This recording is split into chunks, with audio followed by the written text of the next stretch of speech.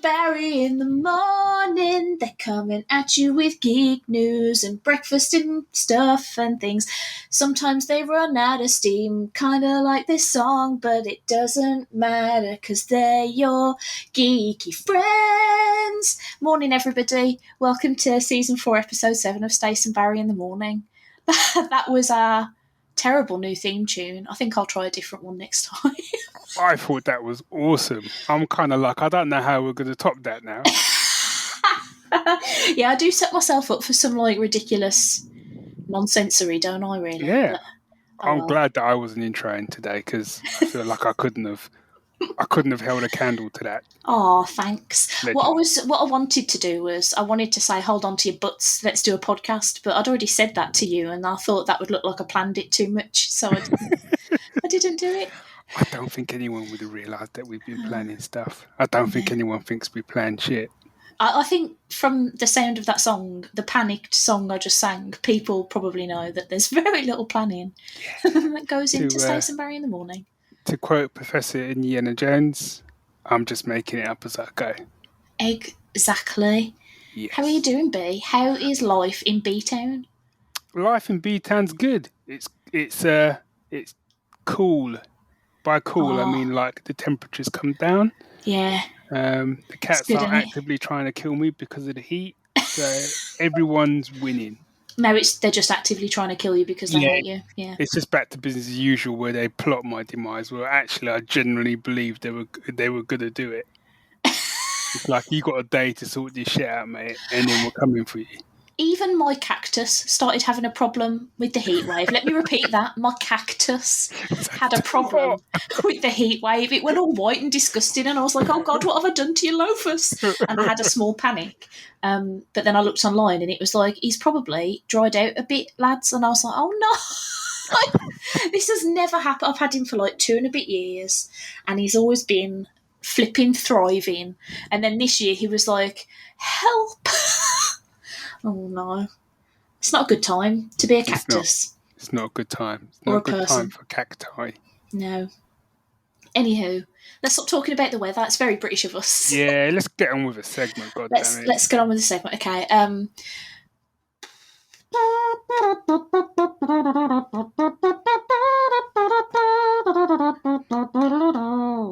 Jazz. Trumpets. What segment are we doing? Shall we do Pick of the Fortnight? Okay, yeah, let's do that. Let's get it out of the way. By that I mean let's do it. Wow, is this such an ordeal having to sit and talk to your friend for a bit about things that you enjoy? Yeah, just get it done. Wow. I've got paint to watch dry, so let's just Barry wants Stace out of his hair. Not difficult, I've got that here. Anyway. Good fortnight. Do you want me to go first? Do you want to go first? I sort of thought because you went that you were about to start, so I was just going to let you go first, yeah? I'm a bit torn. Oh. I'm a bit torn because do you want to do 2 and we can sandwich me in the middle? Go on then. So my less than proper one is a film that I watched yesterday. Now, I've got to preface this by saying this film came out in 1974. Okay. I watched it as a kid with my brothers late one night, and we just ended up watching it. It just came on TV and we watched it. It's one of those horror films done by Hammer Films. Yeah. I've already talked about this on GS with Dave, but I've just got to tell everyone about it. So this film is called Captain Kronos Vampire Hunter. Right. And it's basically this guy who travels around the country with his mate who's a hunchback, and they kill vampires. Of course. And it's awesome. It's just awesome. That's all I've got to say. It's really It's cheesy. Obviously, it's in the 70s, so take that with a large pinch of salt. It's a Hammer film, so the cast is all kind of your typical Hammer house of horrors fare. But I loved it. It's got a kind of real pulp adventure vibe to it as well. Yeah. And it's just some of the lines in it. It's like there's a bit when someone gets bitten and they have to tie the guy up, and Cronus is like, for God's sake, it's just a vampire bite. I survived a vampire bite, and then the hunchback dude's like, yes, but he's not the man you are. Yeah, it's just cheese, and I loved it. That sounds good. And it's got a cracking theme, which is on the album's actually on Spotify, which I was quite surprised. Ooh, okay. Yeah. Nice. I need to start watching like more films what are good, because Well, when I say good, I mean, you know. Yeah, like, okay, yeah, no, I know what you mean. It's just, the problem is that me and Rich have watched a lot of films lately where we're like, oh, you know, this looks like a cheesy 80s horror, but then you put it on and it's like actually just shit. It's not shit but fun. And I want to watch more things that are shit but fun. Kronos, that's where it's at. Did you ever watch Van Helsing with Hugh Jackman? I did, yeah. You can tell. When I was watching it, I was like, they've nicked stuff from this film for Van Helsing. Ah, okay. I haven't seen that film for ages, and by all accounts, it's not very good. But I remember enjoying it at the time, so now I'm scared to go back to it in case I'm like, oh no, it was shit, and I was just an idiot. I know. I thought the same when I was watching Kronos. I was like, I might go back to Van Helsing. I think there was stuff in Van Helsing that I liked, and I liked the soundtrack for it. And it's directed by the same guy who directed The Mummy. Yeah, I feel like I should have enjoyed it, and I remember enjoying it at the cinema. But like by all accounts now, it's a dreadful film, so I'm scared to go back to it in case I'm like, oh yeah, everybody else is right, this is dreadful. Do you know what? I think what we should do for the next episode is we should both go away, watch Van Helsing, come back and compare notes. Mic drop. I'm sure Rich will love that if I have to make him watch Van Helsing. He hates Hugh Jackman in pretty much everything that's not Wolverine. Apologies to Rich. Can blame me. It's fine. I will. I always do. I will. You take some time to think about it. Oh, sorry. It's all Barry's fault. Yeah. Well, I'm not that sorry. Who left that milk out the fridge? Yeah, it was Barry. It's Barry. Definitely Barry. Yeah. Who ate all the fries? Barry, of course. Yeah. You haven't seen Barry face to face for several years. Shut up, Rich. It's only a matter of time before I get blamed for global warming. It probably is your fault. It probably is. Right. Your pick of the fortnight. My pick of the fortnight. So, anybody who's ever heard me talking on the internet before will know that I am a huge Ninja Turtles fan. Barry's like, what? What fresh news? No. Shocker. Twist. Absolute M. Night shocker. Shyamalan couldn't have written this. I am wearing a Ninja Turtles t-shirt right now, and it's kind of a deep cut one too. It's not like here's a picture of Raphael doing a leap or anything. It's a TCRI company picnic t-shirt. Because I'm so cool. But hey, here's the thing, right? Back in 2018, they did like a new version of the Turtles cartoon on Nickelodeon, and it was called Rise of the TMNT. And at the time, I watched the first couple of episodes and I was like, it's not for me, this isn't. Because I'm a fucking div, is why. Right? So, die-hard Turtles fans, of which, of course, I am one, sort of dismissed Rise of the TMNT because it's not anything like any Turtles that has come before. Like, for a start, like, Raph isn't the leader, and, like, he can't... what am I talking about? Leo isn't the leader, Raph is. And Leo's like a little, like he cracks a load of jokes. And like they're all different species of turtle and they all look very different in this. And so like I watched a couple of episodes and I was like, I don't know how to handle Leo being funny and Raph being like, let's follow my plan. So I was just like, do you know what? I'll just leave this for the kids who can have this, like, you know, this is their first Turtles and they'll be like, oh my God, it's the best thing I've ever seen and it'll be great. And I'll just carry on with all my Turtles stuff because that's what I like from when I was younger and it's fine. Yeah. I went back and watched all 2 seasons of it in 5 days. Wow. There were like, I think it was something like 62 11-minute episodes in total. And I watched them all over the space of 5 days. This show is the fucking tits, lads. Like, I'm so mad at myself for not watching it before because, like, here's the thing, it's called Rise of the Teenage Mutant Ninja Turtles for a reason because it's getting them to the points where it's like before they all settle into their roles within the family, and like so it's sort of it's all about like their character arcs of like getting them to those positions that we sort of know and love. But what I absolutely adored about it is the animation is absolutely top notch. It's a bit frenetic at first. It took me a bit of a while to like sort of like, you know, notice everything and sort of like latch on to stuff. But once I did, like, it's got a very sort of like anime style. There's a lot of like very over exaggerated but amazing facial expressions and like tricksy camera work and stuff. But the thing that particularly I want to have as my pick of the fortnight is the 4-part season 2 finale, because the show got cancelled. It was supposed to be longer than what it was. I think season 2 was supposed to have another like 10 or so episodes. Okay. But Nickelodeon like cancelled it because nobody was really giving it the time of day, which was very annoying. So they had to like squadge everything down a bit. But they still did this like epic 4-part finale, which is the bit where like you finally see Shredder. Like, because he's not in any of it really up until like this finale practically. And it's all about the boys like learning their place in the family and like learning about the Hamato clan legacy and like all this stuff, and then it culminates in this amazing fucking fight, and I was just like fist pumping off the sofa like running around my house like absolutely insane. The other amazing thing it does is it kind of brings in like mystical powers. So each of the boys has like a thing that they can do with their like mystic weapons. So like for example, like Leo's swords can help him like teleport around the place, and that makes for some amazing fights because he can literally just like flip himself like behind an enemy, twat them in the head, run off, appear somewhere else, twat them again, but just point somewhere else. Like it's so, I can't express how good it is, and I'm very annoyed that at the moment in the UK you can only get series 1 on Paramount Plus.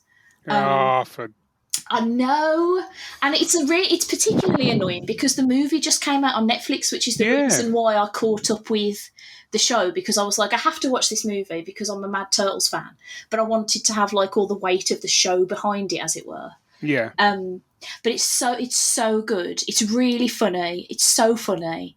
Like I'm in love with it now. Like because I've always loved the Turtles, but like it's been a while since I've been like, give me all the Turtles content, I'm jazzed. And that's exactly how I am now. Like I'm so like, where's more turtle things I can have? And I'm like kind of chomping at the bit.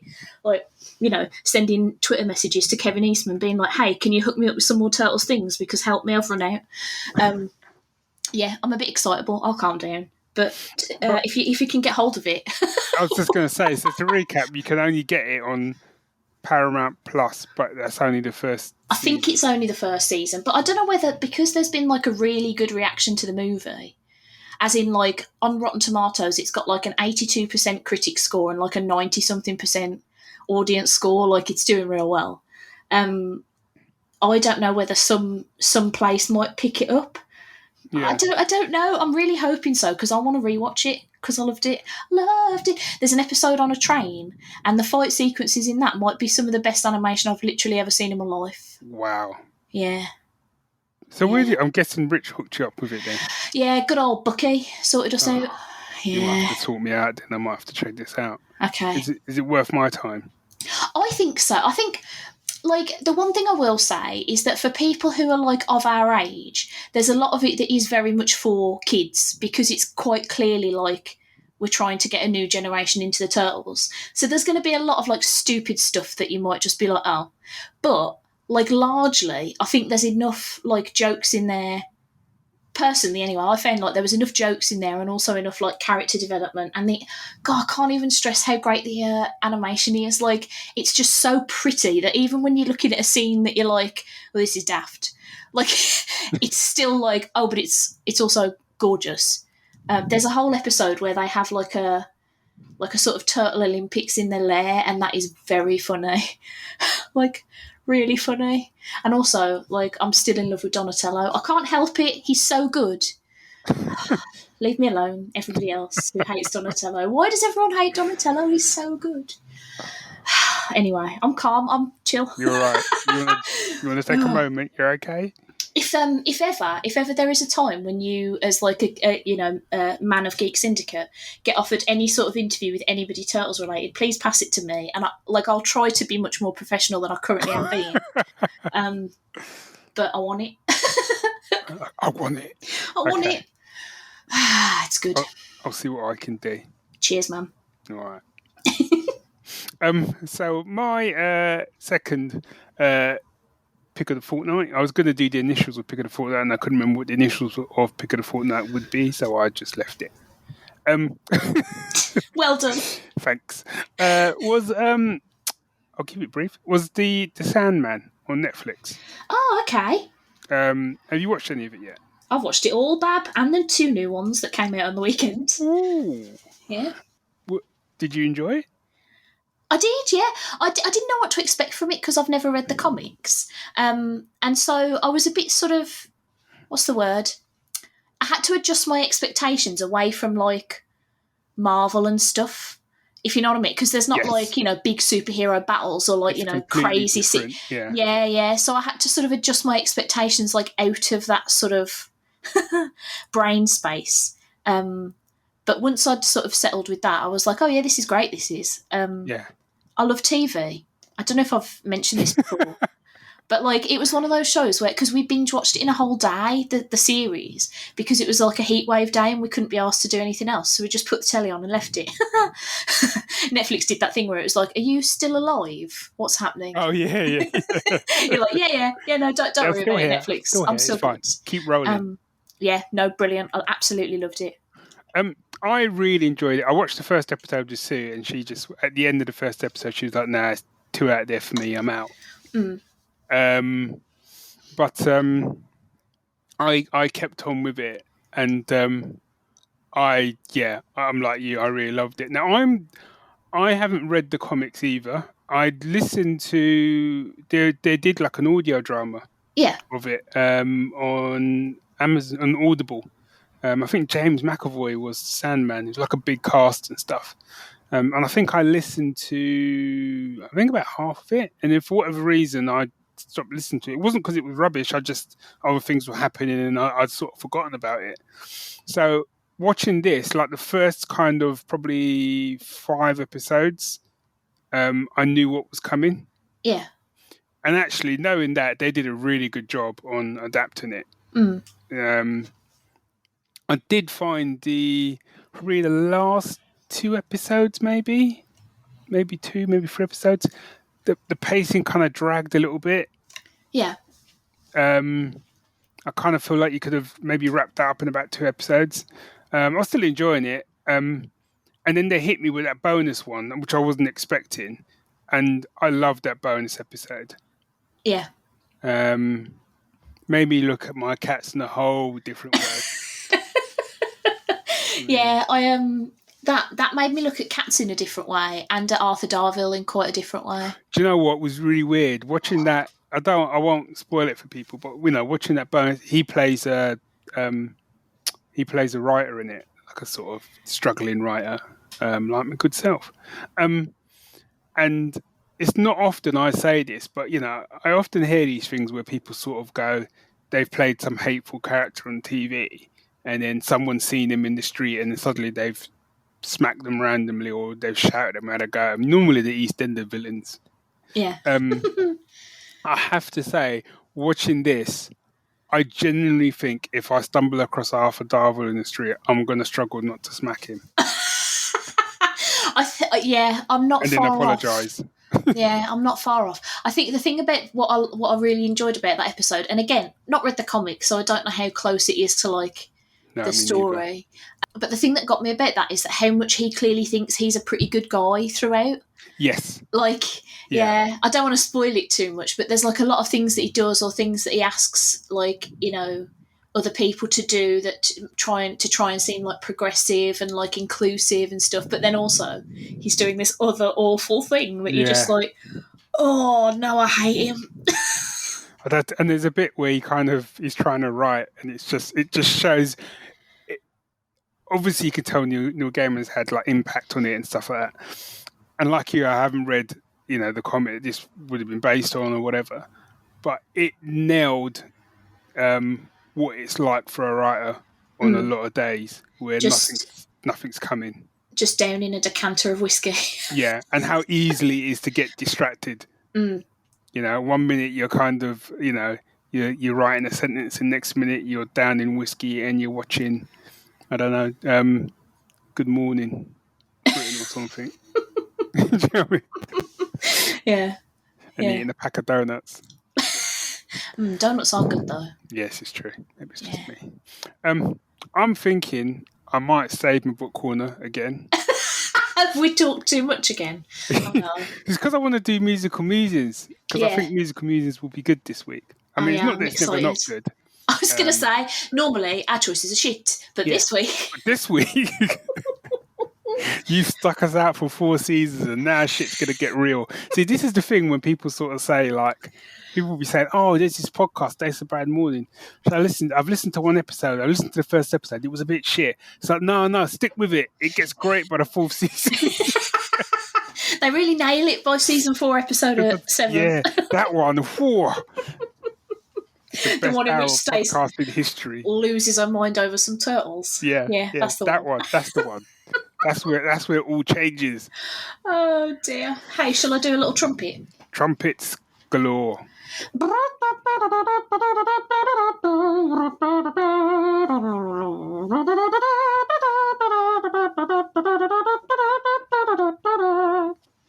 Nice. Jazz. I sort of ran away with that one a bit, and I should have reined it in a bit, but it's happened now, isn't it? You can edit it down if you thought it was shit. It's quality. It's quality.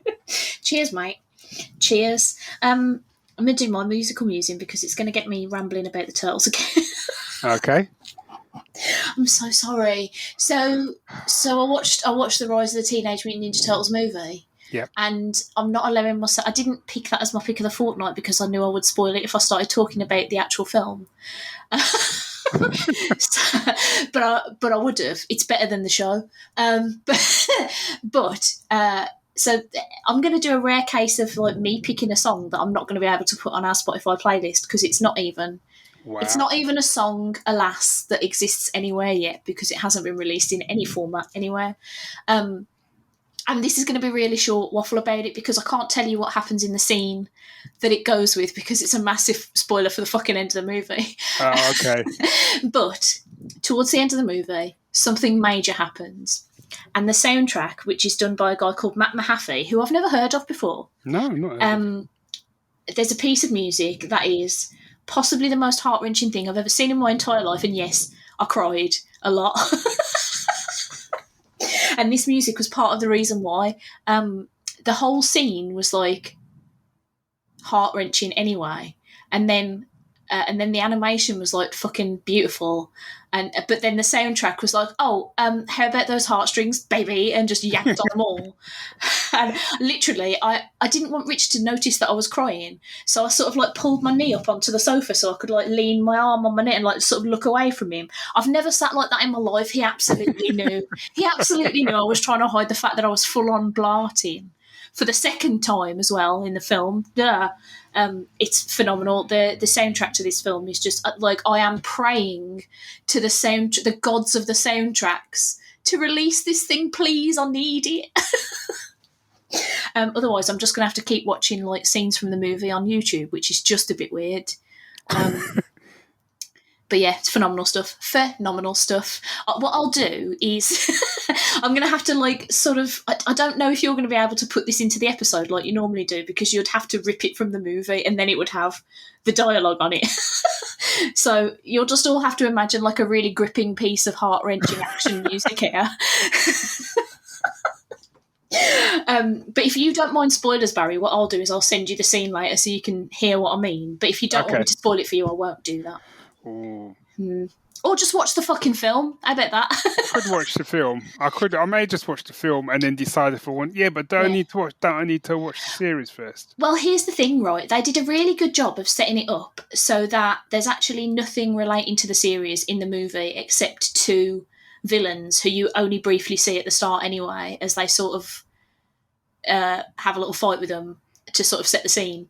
But there's nothing in the movie that's pertinent that you would need. The only thing it helps with is like sort of emotional heft. Right.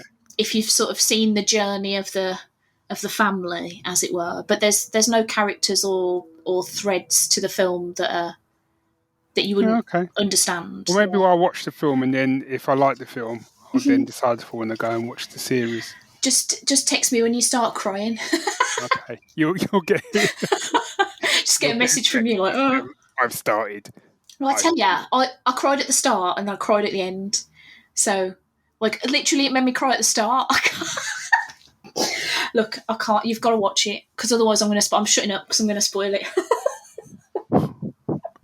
It's good though. Okay. What's your musical musing?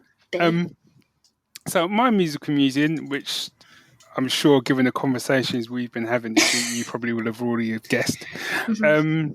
So there's a little show which is coming out, I believe, next week. I think it drops, which is the new Lord of the Rings TV show, Rings of Power. I still don't really know what it's. I mean, obviously, it's about some rings. Guessing. But I think this is all being taken or loosely based on the Similarian. Don't look at me, mate. I don't know. yeah, you know, the offshoot books. But as I said, there's been I've seen a lot of negative feedback towards it. But then I do tend to sort of stroll into the murky underbelly of geekdom. So, and I haven't really been... I've seen all the trailers, but the trailers haven't really told me anything, really. No, they haven't, have they? No. They're just really pretty. Yeah. And in one way, it's a good thing because it's not really spoiling anything. But in another way, I kind of wanted a little bit more of just a little bit of a thread. Yeah, just a little taste. Yeah. Nom, nom, nom, nom. Yeah. But yeah, like you said, it looks pretty. It looks like they've thrown some cash at it. However, one of the things they've done, which I think they don't often do with a lot of shows, is they've already released the soundtrack to the first season. And my ears pricked up when they said it was being done by good old Bear McCreary. Gotta love Bear McCreary. And he's one of them guys that just is consistently working in the background, just doing great amazing stuff. Things, yeah. And I feel this is like one of his best pieces of work, if not his best, as an overall composition. I think he's done amazing tracks, but I think as an overall composition, I've been listening to this album through the week as I've been sort of working and when I've been writing and stuff, and it's just amazing. And the track that I've picked is called Numenor. Yeah. Now, I don't know. I remember Numenor is mentioned in Lord of the Rings. I'm not going to try and remember where it's all from because I'll just get people writing in going, well, that's not right. So I'm just not going to bother. All I'm going to say is the track's called Numenor and it's flipping amazing. It really is. I was listening to the first time I listened to the album, I didn't really know what to expect. It was kind of on in the background. I was kind of working and I was kind of like, oh, this is good. This is really good. This is good stuff. And I think it's that thing of when you know, it's like if John Williams was dropping a new album, you know it's going to be good. Yeah. So you kind of, it's just there because you know it's going to be good. So you're not trying to listen intently. And then all of a sudden Numenor comes in and I kind of stopped what I was doing. Yeah. And turned it up and I was like, what the fuck is this glory? It is amazing. And I think one of the amazing things is some of the riffs that they established in Numenor get repeated as the rest of the album goes on. Yeah. And there's another track which I only discovered today. I think it's called Sailing into a New Dawn or something. Stunning. Yeah. I haven't listened to the full album yet, I've got to say, because I've been catching up on like a load of other things. But when you sent me Numenor earlier to have a listen to, I was like, holy shit. And then I left it on for Sauron, which is fucking brilliant and all. Yeah. Jeez Louise. Yeah, so I'm definitely going to be listening to that probably tomorrow. Yeah. Or maybe I'll do it next week when I'm on the way to the office so that I can have a dramatic bus journey again. To be to be honest, like that album has done more to get me hyped and make me want to watch that series than all of those trailers put together. Yeah. Yeah, that track that you sent me, I was like, oh, yes, I understand now why Barry hasn't shut the fuck up about this for a couple of weeks. Oh, I love you, B. It's so good. It's so good. It's like my turtles. Yeah. Well, I don't know. I am quite obsessed.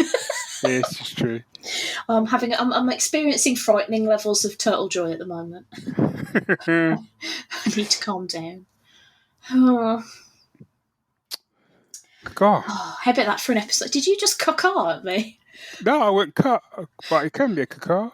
I don't know why I thought you were kakaaa. Like, what is that? Your secret way of going? Shut up, Stace. It's the end of the episode. Kakaaa. Yeah, it's my secret alarm that we're at 30 minutes. Kakaaa! It's your boredom alarm. Kakaaa. Wow, anyone would think we'd been drinking. Do you know what? I'm drinking a milkshake. Maybe it's the sugar. Oh, maybe that's what it is. I'm not even drinking. I'm not even drinking water. No, I ordered myself a McDonald's tonight because Rich deserted me to go out with his workmates. So I ordered a McDonald's and had a milkshake because I'm a grown-up and I can do these things. Yeah, that will learn him. Yeah, I'll drink whatever I like. Yeah, God damn it. Is that it? That's it. Kakaaa! We're done. Kakaaa! So that can't be our new sign-off. Told you, this is the episode where everything changes. Look, up till now, we've only been given 80%, maybe 90%, but today it's like 123, baby. Yeah. Yeah, like hyperspace now. It's hyper something. If you want to do us a message, that's not a sentence. No. Oh dear. If you want to, fucking hell. I've lost the ability to speak. If you want to send us an email, try that. There you go. If you want to send us an email, send it to staceandbarry@gmail.com, or you can send us a tweet at Geek Syndicate and at Stacey's Parlour. Otherwise, don't try and contact us, because if you're figuring out other means to do that without us telling you, that's kind of fucking weird. Yeah. Largely, we love you. I say largely because some people who are listening to this are bound to be cunts, aren't they?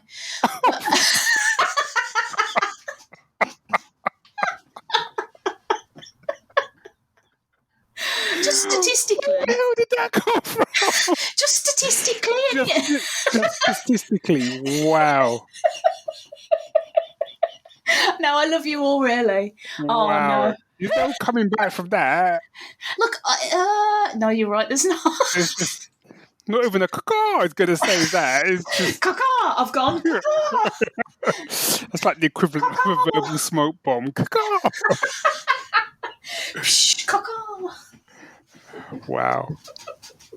I really did go. I'm gone. Bye. Bye all.